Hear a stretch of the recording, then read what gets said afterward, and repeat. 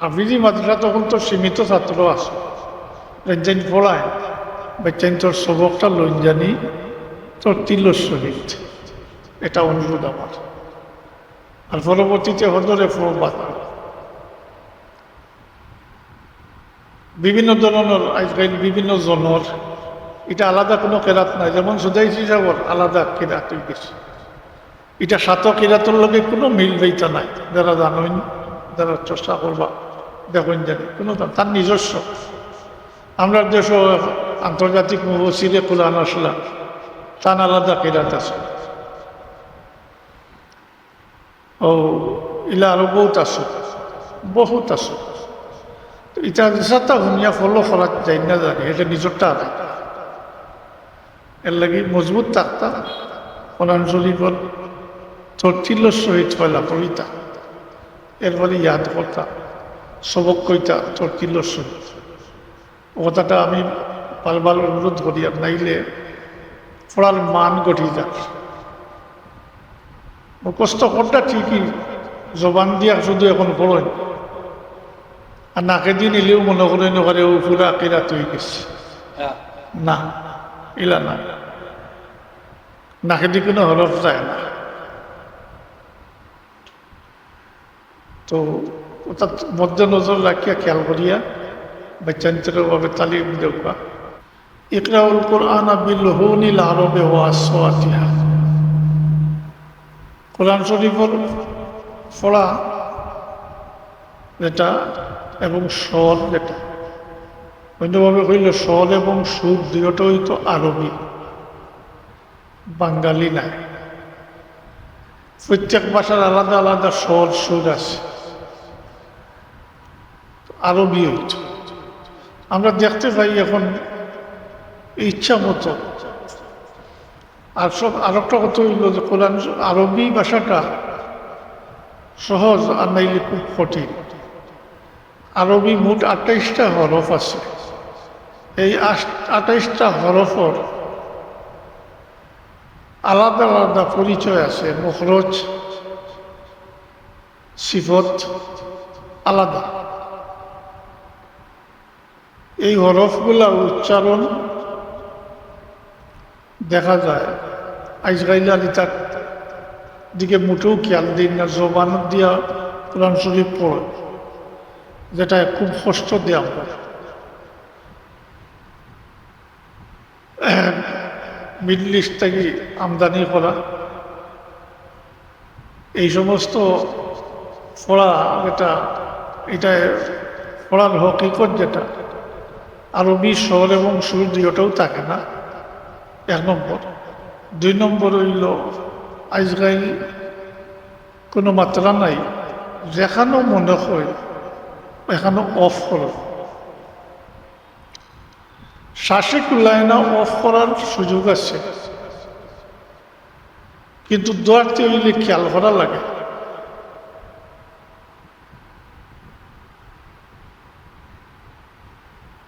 সত্যি কথা কইতে আমরা তো কোরআন শরীফ পড়ি, আমরা অর্থ জানি, কিন্তু আমরাও যখন পড়ছি ছোটবেলা কোরআন শরীফ, তখন তো মোটেও অর্থ জানতাম।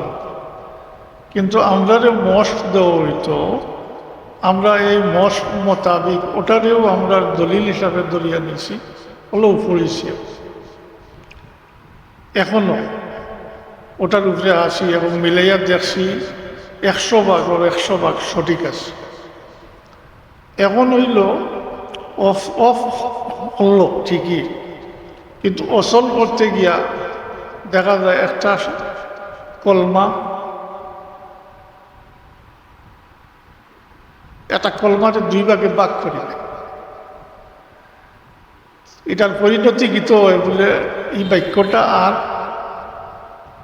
মিলাই যেত না, মিলে না, অর্থ মিলত না। আর অনেক ক্ষেত্রে অর্থ বিক্রিও যায়। এর কারণে কোনো সময় অফ করলে বেশ কিছু ফিসে থাকি, 3-4টা কলমা ফিসে থাকি আনিয়া মিলাইয়া পড়া লাগে। কোনো সময় 1 কলমা থাকি ফিসে থাকি পড়লে ওই যায়, অর্থ আর বিগড়ে না। এটার আজকাল কোনো বালাই রয়েছে না। তো আমি কইছিলাম হাফিজি মাদ্রাসার অভাব নাই, কিন্তু হাফিজ চাপ করল মিলানি কষ্ট হয়ে গেছে, কষ্ট হয়। আমি অনুরোধ করবো বাচ্চাইন তোরে পড়াইন যাইন তাইন তাইন তাইন তরতিলর সহিত সবক লইতা, কারণ এর ফলে বাচ্চাইনকে সবসময় হদর পড়ই, হদর পড়িয়া হরফর উচ্চারণ ঠিক করতে পারতাম না, সঠিক হইত না, পূর্ণাঙ্গ হইত না। লাগি সবক যদি শুনইন তরতিলর সহিত, তাহলে এটার আসর থাকবো, এটা থাকবো, জবানও থাকবো, আর যখন হদর হব তাও হরফের উচ্চারণ ঠিক থাকবে। এই 28টা হরফের উচ্চারণ আলাদা।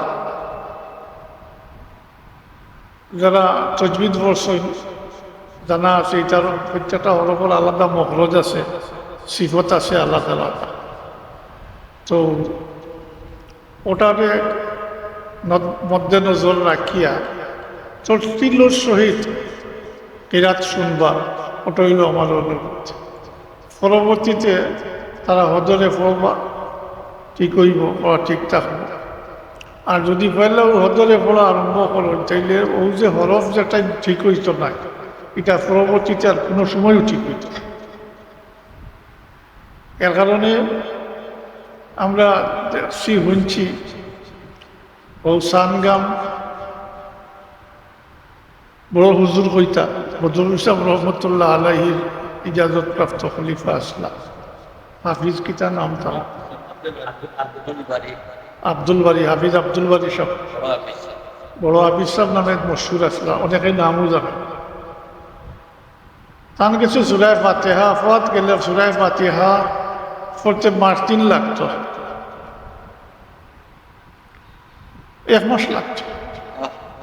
আর 30 নম্বর পারা, যেটারে আমপারা হই আমরা, এটা 5-6 মাস লাগতো।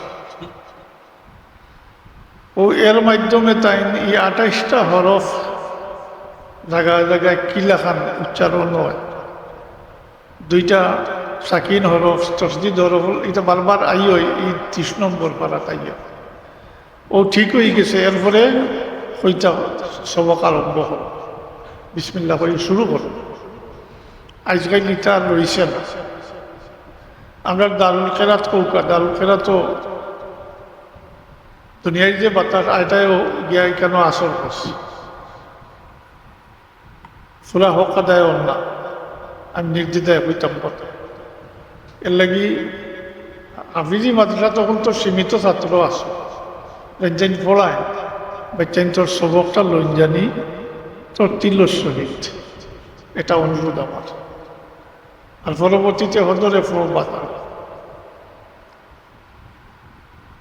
বিভিন্ন ধরনের আজকাল বিভিন্ন জনের, এটা আলাদা কোনো কেরাত নাই। যেমন সুদাইছি সাগর আলাদা কেরাত হয়ে গেছে, এটা সাত কেরাতের লগে কোনো মিল বইতা নাই। যারা জানেন, যারা চেষ্টা করবা দেখেন জানি কোনো তার নিজস্ব। আমরা দেশ আন্তর্জাতিক মুফাসসিরে কুরআন আসলা, তার আলাদা কেরাত আছে। ও ইলা আরো বহুত আছে, বহুত আছে। এটা সাতটা শুনিয়া ফলো করা যায় না জানি, এটা নিজরটা আলাই। এর লাগি মজবুত থাকতা, কোরআন শরীফর তরতিলর সহিত ফয়লা পড়িতা, এরপরে ইয়াদ করতা, সবক কইতা তরতিলর সহিত। কথাটা আমি বারবার অনুরোধ করি, আর নাইলে পড়ার মান গঠি যাক। মুখস্থ করটা ঠিকই, জবান দিয়া শুধু এখন পড়েন, আর নাকে দিন এলেও মনে করেন ওখানে ও পুরা কেরাত হয়ে গেছে। না, ইলা না, নাকে দিয়ে কোনো হরফ যায় না। তো ওটার মধ্যে নজর রাখিয়া খেয়াল করিয়া বাচ্চান্তরভাবে তালিম দেওয়া, সত্যিকারে কোরআন শরীফের খাদিম, একগুলোয় ফড়ইন, আরেকগুলোয় ফড়ায়, আরেকগুলোয় ব্যবস্থা করেন। আমি মনে করি তিনগুলো মিলিয়েও একটা প্রতিষ্ঠান, এবং তিনগুলো সমান ভাগিদার হইলা ইলমে কেরাতর বা কোরআন শরীফের হামিলিনা কোরআন ওগুলোর ফজিলত, এটা আপনারা শুনতে শুনতে মুখস্থ আছে।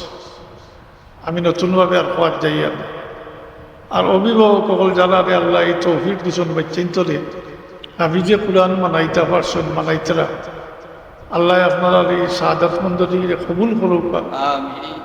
আর এই বাচ্চাই না আপনার আমার লাগি নাজাতর খজান না রাস্তা খালকে আমতর দিন আঁকটি গেলে এই বাচ্চাইতে আল্লাহর দরবারের সুপারিশ করিয়া এমনকি দুজকি বনি গেলে দুজক ওয়াজিব হয়ে গেলে দুজকের শাস্তি শুরু হয়ে গেছে এরপরেও কিয়ামত যখন অনুষ্ঠিত হয়ে যাব তখন আল্লাহ তাআলা কিছু মানুষের শফাআতের এখতিয়ার দিবা। এর মাঝে হাফিজে কোরআন হল, সালিহীন হল, আল্লাহর মুমিন বান্দাও হল, এরপরে নবী রাসূল হল, অন্যান্য নবী রাসূল হল, এরা শফাআত করবে। তো হাফিজে কোরআন হল লাগে নির্দিষ্ট হইল 10 জন নিজের মাঝে এমন 10 জন মানুষ যারা উপরে দুজক ওয়াজিব হয়ে গেছে, দুজকি বনি গেছেন অলরেডি, এমন 10 জন মানুষের সুপারিশ করিয়া দুজক থাকি বার করিয়া ব্যস্ত লইয়া আইবা।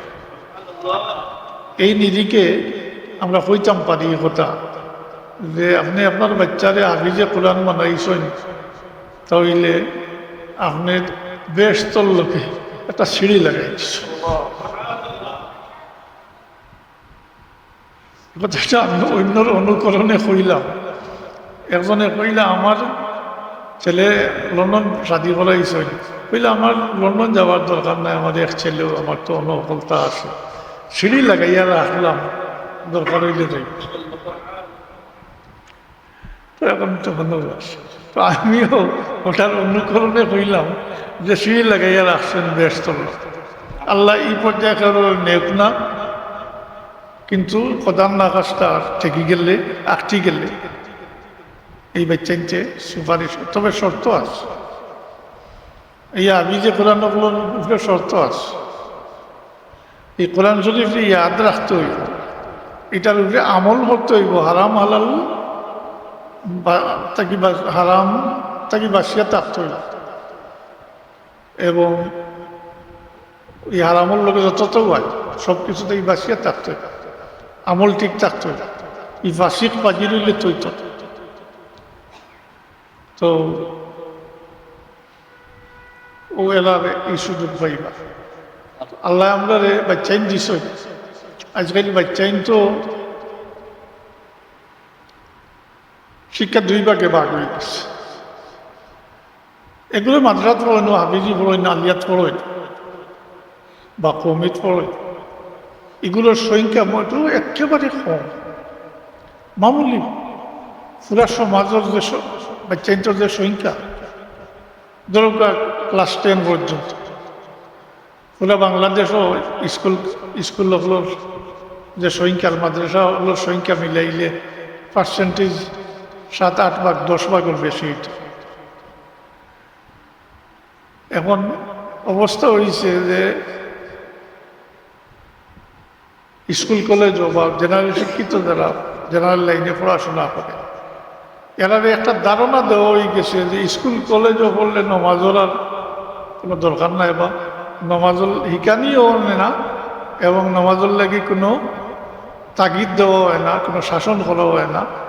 লাগি দেখা যায় আজকাল শতকরা হিসাবে 70-80 ভাগ মানুষের নমাজ পড়ে না। ওই এর মাঝে কিছু সংখ্যক শুক্রবারে পড়ে, মাত্র শুক্রবারে। এর মাঝে এক পরিমাণ পাইবা খালি 2 রাকাত পড়ে, আসান না, কি মাত্র 2 রাকাত। তো আমি অনেক সময় জ্বালায় কই ওই কথা যে সবে মিলিয়ে এক আইন করিল যে আমরা ইটা ডেইলি 5 বার ইটা পারতাম না, আমরা শুক্রবারে 1 বার যাই, কারণ এহুদি হলো তো সপ্তাহে 1 দিন যায়, খ্রিস্টানও হলো 1 দিন যায়। তো আপনারাও আইন করি নিলে বলে আমরাও 1 দিন যাই। এটাও যখন চূড়ান্ত পর্যায়ে হতাশা হয় তখন ইতা খুব দেখো গা সমাজও চাইয়া আজকাল বাচ্চা ইনতে নাই জোয়ান হকলে এমনকি বুড়া হকলে পর্যন্ত নমাজ ছাড়িয়েছে। এর কারণে মাদ্রাসার যারা পড়েন এটার দায়িত্ব বেশি। আমার এই কথার মূল উদ্দেশ্য হইল বাচ্চান্তরে আপনাদের উৎসাহিত করা যে বাচ্চান্তরে পারলে ও হাফিজি পড়াইন জানি মাদ্রাসাত পড়াইন জানি, তো আশা রাখা যায় বেনামাজি হইত কিতা কই না আমার কথার লোকে একমত না যে কিছু আসেন তো বয়স্ক মানুষ আপনার আমার বাচ্চান যারা আজকাল স্কুল কলেজ ও ইউনিভার্সিটি পড়িতারা এরার সাইয়াদ দেখুন জানি আমার কথাটাকে মিলাইন জানি ইল্লা মাশা আল্লাহ শতকরা 2-4 5 পাইবা এর বেশি পাইতা নাই নমাজি। বাকি সব এটা নমাজের কোনো ফলো করে এই যে অবস্থা দাঁড়াইছে আল্লাহ না করুক অদূর ভবিষ্যতে মুসলমান থাকবো মুসলমানই থাকত না, নামে মুসলমান থাকবো মুসলমানই থাকত না। তো এর লাগে আমি অনুরোধ করবো বাচ্চা তোলে 2-4 জন 5 জন আসুন একজন যে ফলে আগে যে কোরআন মানাইন জানি আলিম মানাইন জানি, তো আশা রাখা যায় এরা নমাজি হইবা পয়লা এরপরে মা বাপ বললে মা বাপের রুয়ের উপরে সব রেসানি করবা, কোরআন শরীফ পড়িয়া বক্সিয়া দিব, নামাজ পড়িয়া বক্সিয়া দিব, সদকা খয়রাত করব, এটার অনুভূতি তার আইব। কিন্তু স্কুল কলেজও পড়েন বহুত বড় বড় শিক্ষিত মা বাপ বললে নিজে খুলবার করতে জানেন না, মেশা বগলা নিয়ে আজম কিছু করলাম মনে করলাম ও পাপ খাইলিস এন্টারনেট নিয়ে পাপ খাওয়াইলিস না, এটা আমরা মুসলমানের মধ্যে পাপও খাওয়ার কোনো বন্দোবস্ত নাই। এটা এই সিলসিলা জারি থাকতো মা বাবার লাগে দোয়া নিজের দোয়া জানে না কি করবো এ কোরআন শরীফ পড়া জানে না হে কিতাব পড়বো কিতাব দিব। এর লাগে অভিভাবক যারা আসেন আমার কথা শেষ বাচ্চান্তর প্রতি থাকি খেয়াল রাখেন জানি বাচ্চান্তরে ছোটবেলা নমাজি কোরআন শরীফ পড়া হিকানি তা করেন জানি বড়ই আনলে আপনার কথা মানত না। আর আবারও কথা শেষ করিয়া এর মাঝে পারলে 1 জন 2 জনকে পারলে আগে যে কোরআন মানাইতেন